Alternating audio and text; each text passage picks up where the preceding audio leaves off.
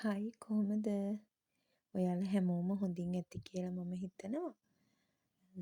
අපි මාර්තු 1 වෙනිදා අනුරාධපුරේ යන්න දාගෙනයි හිටියේ. ඉතින් ඒ ගමනට අපි ලෑස්ති වෙලා පාන්දර 4:00ට යමු කියලා තමයි ලෑස්ති වෙලා හිටියේ. හැබැයි අපිට පිටත් වෙන්න උනේ නම් උදේ 7ට තමයි. බලමුකෝ ගමන ගිහිල්ලා ආවේ කොහොමද කියලා.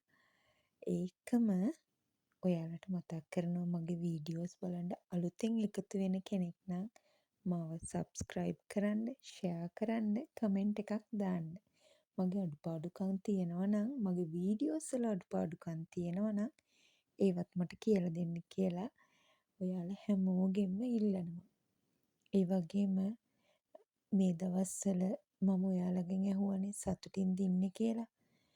අපේ රටේ අපිට සතුටින් ඉන්න පුළුවන් වාතාවරණයක් තියෙනවා. ඒ මැද පෙරදිග රට ඉන්න අපේ සහෝදර ජනතාව ගොඩාක් කරදරෙන් තමයි මේ දවස්වල ඉන්නේ. ඉතින් අපි යාලා වෙනුවෙන් පුංචි යාඥාවක් කියමු. උදේ 6:35යි වෙලාව. අයියෝ ඇඳගෙන ඉතින් ලෑස්ති වෙලා බලාගෙන ඉන්නවා. ඔන්න ඉතින් අපි ගමන යන්න පිටත් වුණා. මං කිව්වනේ මුලින්ම 4:00ට යන්න ඉඳපු ගමන යන්න උනේ උදේ 7ට. මොකද අයියලට නිින්ද ගිහිල්ලා තිබුණා. ඇහැරෙන්න වෙලා ගිහිල්ලා තිබුණා. අර ඉන්නේ අයියගේ ලොකු පුතා. ඔය ඉන්නේ මගේ දුව. ඒකම මට එහා පැත්තෙන් ඉන්නේ මගේ හස්බන්ඩ්. ඉතින් අයියලගේ ෆැමිලි එකයි අපි තමයි යන්න සූදානම් වුණේ. ඔන්න ඉතින් අපි පිටත් වෙලා යනවා. ඔය අපේ ගෙදර ඉඳලා හලාවත ටවුන් එකට යන පාර. ඉතින් උදේ ගොඩාක් පින්න තිබුණා හරිම සීතලයි. ඒ වගේම තමයි හරීම ලස්සනට වටපිටාව පෙනුණා. ඔය තියෙන ගමේ පන්සල. පන්සලේ නම් ලොකු වැඩක් වෙමින් තමයි මේ තියෙන්නේ. මං ඔයාලට කිව්වේ ගොඩාක් මීදුම තිබුණා කියලා. ඔන්න බලන්නකෝ. ඔන්න ඉතින් අපි අනුරාධපුරේට ආවා. රුවන්මැලි මහසෑය ළඟට එද්දි නම් උදේ 11 විතර වුණා. ඉතින් අපි තාම මේ මල් ගන්න මග තමයි ඉන්නේ. උතනින් එහාට නම් මට වීඩියෝ කරගන්න බැරුව ගියා.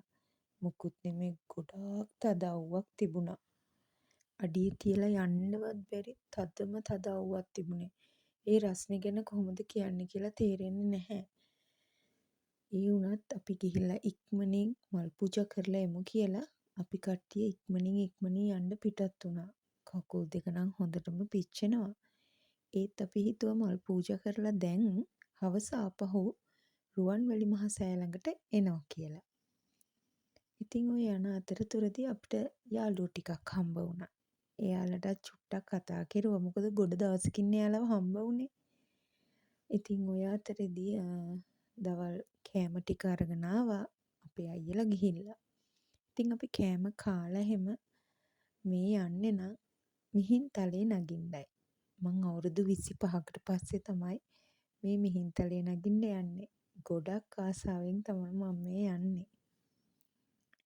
ඉතින් මාත් එක්ක මගේ නඩේ ඉන්න අය නම් බොහොම මන්දගාමී වෙන්නේ.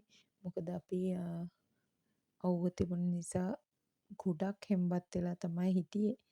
හැමතැනම බලන්න ගියානේ. 8ම ස්ථානෙම බලන්න ගියානේ අපි. වඳින්න ගියානේ. ඉතින් ඔන්න අපි මිහින්තලේ ගල නගින්න තමයි මේ ලෑස්ති වෙන්නේ. ඉතින් මගේ කට්ටිය කියනවා අපි හිමීට එන්නම් මට යන්න කියලා. මොකද මට හිමින් ගිහිල්ලා පුරුදු නැහැ. මම පයින් යන්න එළියට බැස්සොත් ටිකක් හයියෙන් යන කෙනෙක්. ටිකක් වේගෙන් යන කෙනෙක්. දන්නේ ඇයි ඇයිද කියලා ඒක මම පුරුදු වෙලා තිබුණ හැටි. ඔය යන අතරේදී මට හම්බ වුණා අපේ ගමේ පන්සලේ දහම් පාසලේ ගුරුවරු. ඉතින් එදා එයාලත් අනුරාධපුරේ ගමනට එකතු වෙලා හිටියා. අපිත් එක්ක නෙමෙයි දහම් පාසලේ දරුවෝ එක්ක. ඉතින් මගේ කට්ටිය ටිකක් පිටිපස්සෙන් හිමීටනේ එන්නේ. මම මෙයාලත් එක්ක එකතු වෙලා ඔන්න ඉතින් දැන් මේ ගල උඩට නගින ගමම්ම. ඉතින් ඔය යන අතරෙදී තැනින් තැන ඉඳගෙන ඉඳලා තමයි නැග්ගේ. මොකද කාලෙකින්නේ නගින්නේ. මහන්සියක් දැනුණා. ඒත් නගිනවා කියලා හිතාගෙනම හිටපු නිසා ඒ උත්සාහය අතෑරියේ නැහැ. ඉතින් ඔය ඉන්නේ අක්කයි අයියයි දෙන්න. අක්කව බොහෝම අමාරුවෙන් අතින් අල්ලගෙන උඩට නග්ගගෙන එනවා. මං ඉතින් පොඩි වීඩියෝ කෑල්ලක් ගත්තා. ඔන්න ඉතින් දෙන්න මහන්සි කියලා ඉඳගත්තා. හැබැයි ඒ දෙන්නත් උඩටම නැග්ගා. ඉතින් අයියෝ මෙන්න මෙයත් උඩට නැගලා ඉඳගෙන ඉන්නවා බිමට වෙලා මහන්සිලු. මං ඉතින් මහන්සි අරලා චුට්ටක් වටේ වීඩියෝ කරගත්තා ඔයාලටත් පෙන්වන්න නිසා. මොකද මමත් කාලෙකින් දැක්කේ. කාලෙකින් දැකපු නැති අය ඉන්නව ඇතිනේ. හරිම ලස්සන වටපිටාවක් තියෙන්නේ. වැඩි වෙලාවක් අපිට මෙතන ඉන්න හම්බ වුණේ නැහැ. මොකද අපි ආපහු ජයශ්‍රී මා බෝධියටයි රුවන්වැලි සෑයටයි යන්න ඕන නිසා. ඉතින් මගේ යාළුවන්ට පුංචි වීඩියෝ එකක් ගෙනාවේ. ඉතින් බලන්නකො මේ වටපිටාවේ ලස්සන. ඉතින් මම ආයෙත් දවසක මේ වගේ ලස්සන වීඩියෝ එකක් අරගෙන ඔයාලව හම්බ වෙන්න එන්න. අද වීඩියෝ එක ගොඩක් දිග නැහැ. ඒත් මට හිතුණා අපේ ගමන ඔයාලත් එක්කත් බෙදා ගන්න. ඉතින් එහෙනම් ආයෙත් ඉක්මනටම හම්බ වෙමු. ඔයාලා හැමෝටම ජෙස් පිහිටයි බුදු සරණයි.